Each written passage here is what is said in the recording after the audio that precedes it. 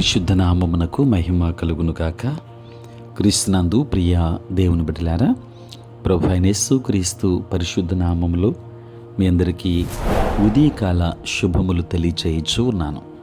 ఈ దినమంతయు మీకు మీ కుటుంబానికి దీవెనకరముగాను ఆశీర్వాదకరముగాను దేవుడు అనుగ్రహించాలని మీ కొరకై ప్రార్థిస్తూ ఉన్నాను.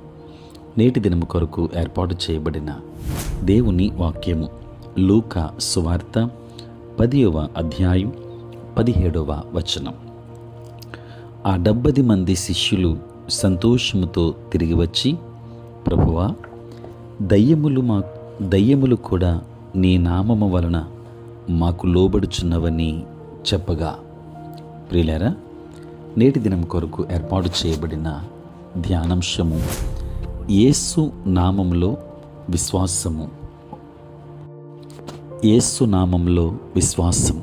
ప్రియులారా, యేసు నామములోని శక్తి, ఆ నామములో ఉన్న శిష్యుల విశ్వాసం ఆ దయ్యాలు వారికి లోబడేలా చేశాయి.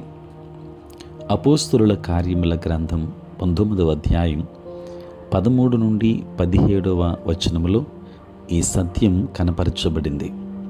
ప్రియులారా, ఒక వ్యక్తి నుండి దయ్యాన్ని వెళ్ళగొట్టే ప్రయత్నంలో కొందరు యూదులు యేసు నామములో ప్రార్థించారు. వారు యేసు నామమును వాడారు, కానీ అది పనిచేయలేదు. ఎందుకంటే వారు ఆ నామంలో విశ్వాసాన్ని ఉంచలేదు.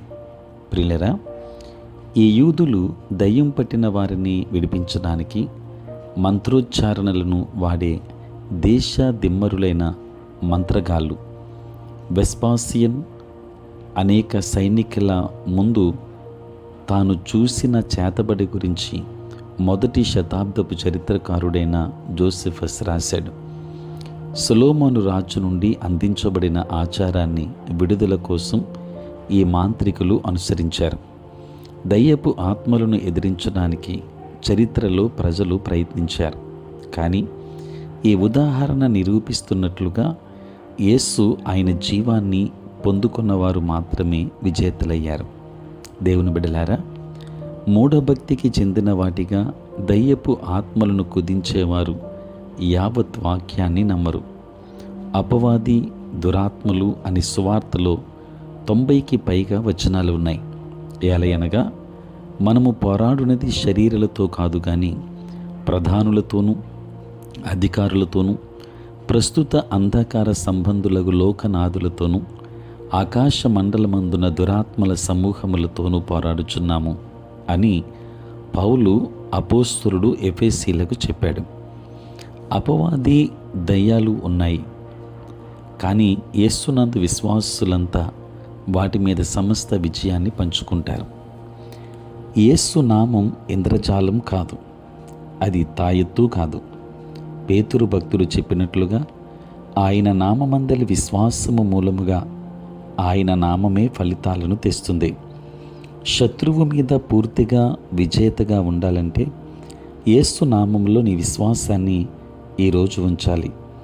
ఆయన్ని నమ్ముతుండగా దయ్యపు ఆత్మను ఎదుర్కొన్నప్పుడెల్లా ధీమాగా పారద్రోలి ప్రజలను స్వతంత్రులను చేయగలవు. కనుక యేసు నామములో విశ్వాసం ఉంచుదాం, సమస్తమైన వాటిని జయించుదాం.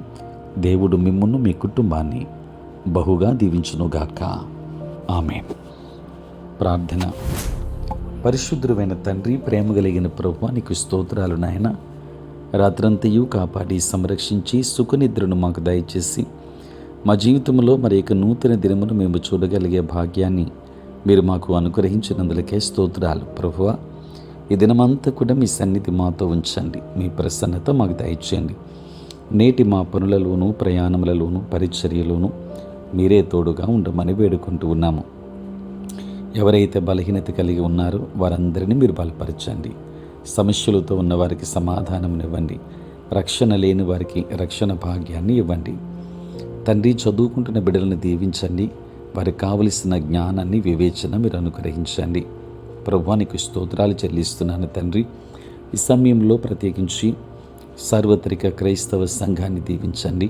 నీ సేవా పరిచర్య చేయుచున్న ప్రతి సేవకుని దీవించండి. ఆంధ్ర సవార్థిక లూథరన్ సంఘాన్ని మీరు ఆశీర్వదించండి. తండ్రి, ఈ ప్రాతకాలపు ధ్యానములలో ఏకీభవించుచున్న ప్రతి ఒక్కరి మీద నీ కృపాహస్తం నుంచండి. ప్రేమ కలిగిన ప్రభువానికి స్తోత్రాలు. నేటి దినమున పుట్టినరోజు మరియు పెళ్లి రోజు జరుపుకొనుచున్న బిడ్డలను దీవించి నూతన ఆశీర్వాదాలు మెండుగా వారికి దయచేయమని, మీరే తోడై ఉండమని నజరేయుడైన యేసయ్య నామములో ప్రార్థించి వేడుకొనుచున్నాము తండ్రి. ఆమేన్. తండ్రి, కుమార, పరిశుద్ధాత్మ త్రియేక దేవుని దీవెన సదా మీకును మీ కుటుంబాలకును తోడై ఉండును గాక. ఆమేన్.